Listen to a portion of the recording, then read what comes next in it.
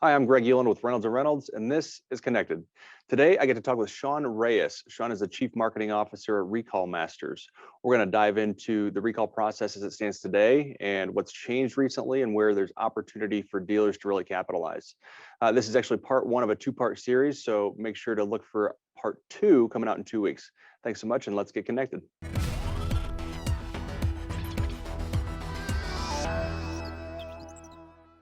Sean, welcome to the podcast. Thanks so much for hopping on. Thank you so much for having me here, Greg. Pleasure. Yep.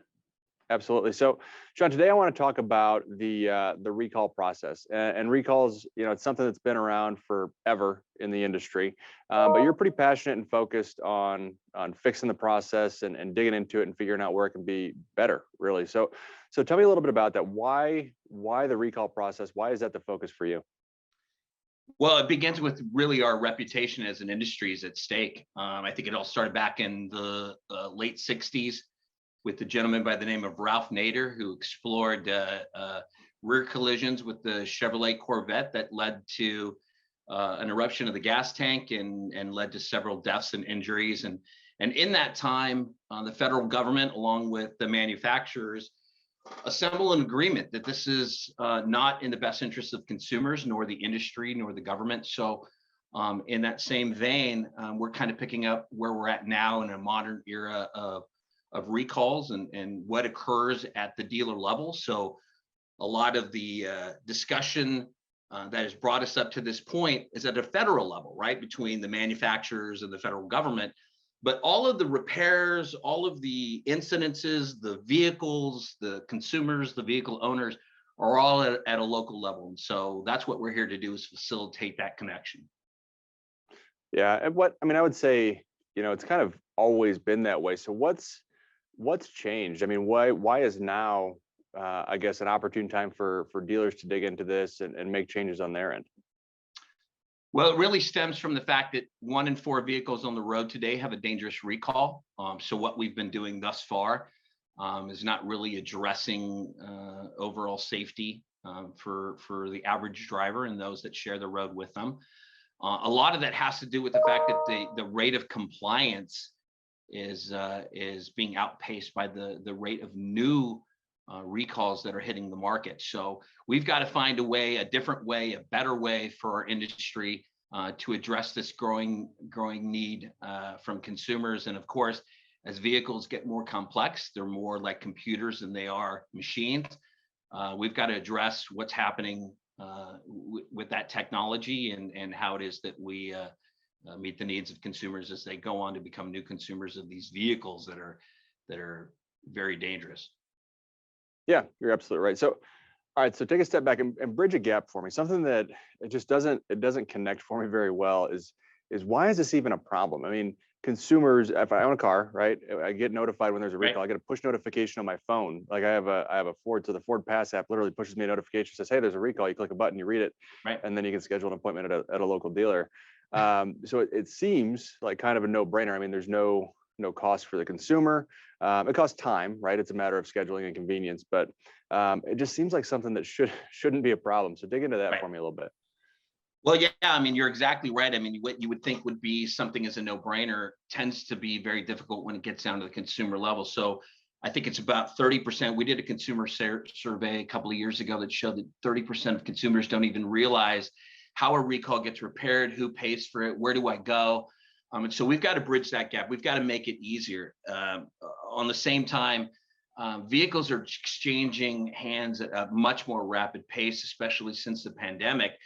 Older vehicles are in the market for a longer period of time, right? So many of these out of market or out of warranty vehicles don't even get service at a dealership where they can be checked for a recall. And so when they do, even when those vehicles come into the dealership, 3 to 5% aren't even checked for a recall by the same make dealership. So it's happening at the dealership level where vehicles just aren't being checked for a dangerous recall. They get missed. And that's just the pace of business today. Again, and you add to it the fact that vehicles are in circulation for a longer period of time due to the pandemic. We're really having to put together the right solutions that connect those dealers together with the owners. Yeah, yeah, that's fair. And another thing too, Sean, that I was thinking about when I was prepping for our conversation it was a little bit of a shift for me. When I think about recalls, I've always thought about the service drive, right? And I own the vehicle, I get a notification, there's a recall on your car, you take it in, you expect that the dealer is going to do their multi-point inspection and then handle the recall, and you're on your way. But there, on the flip side of it, there's used vehicle reconditioning as well, right? So, and especially with the state of inventory today, used vehicle reconditioning on off-make vehicles. So, Right. can you talk a little bit about that? It struck me as something that might end up, and if we go down a hole that's not interesting, and then we can shift gears. But it Yeah. seemed like something that would be worth talking about a little bit is that off-make used inventory that you're taking in. Yeah, no, it's happening all the time right now. I think dealers are not only looking to sell the inventory they've got on the lot, but they're willing to take in off-brand vehicles. And some of those may, in fact, have on them a dangerous recall that they're unaware of. I mean, it's easy for a Chevy dealer to check the Chevy database for a stop sale, but if you're taking in a Nissan at a Chevy dealer, you don't have any idea unless it's a NHTSA mandated recall. So these TSBs or voluntary recalls that are not yet designated as NHTSA recalls can be troublesome for a dealer because maybe parts aren't available, or they maybe possess a very dangerous recall that is unsafe for the consumer. And yet, because they're an off-brand, you wouldn't be aware of that unless you were, again, had access to this kind of data. Yeah, yeah. Okay, so you mentioned a term there, voluntary recalls. It stood out to me. Is there such a thing as an involuntary recall? Kind of what's the define voluntary recall for me?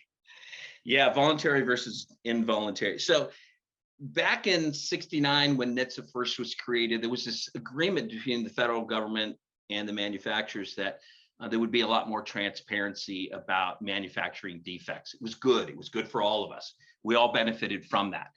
However, as vehicles have gotten more complex, and you could look at your own vehicle today, there's things like lane correction technology and anti-braking technology. There's so much new technology that are being integrated in these vehicles today. NHTSA, as a government agency, can't perform the same at the same speed these investigations, opening them, completing the investigation, then closing them. So these quote unquote, what start off as a voluntary recall is really the birthplace of tomorrow's NHTSA mandated recalls. In fact, last year when we did our state of recalls, and something that we do every year, we recognized that 39% of these voluntaries were also high risk recalls. So in previous years, that number ran anywhere between 17 to 19%.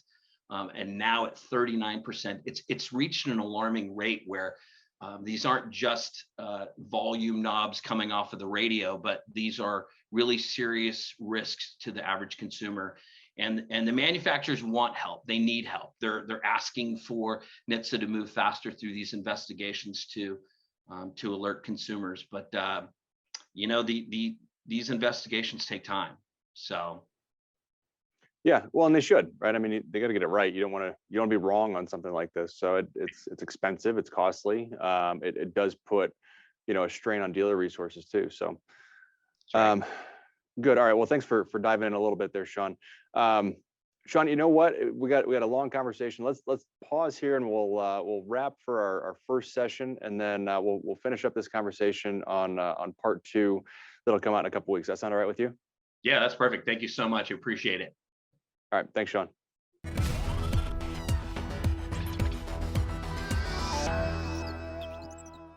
Before we hop off, don't forget, you can watch or listen to episodes of Connected on YouTube, Spotify, or Apple Podcasts. And make sure to subscribe so you're notified every other week when new episodes are released.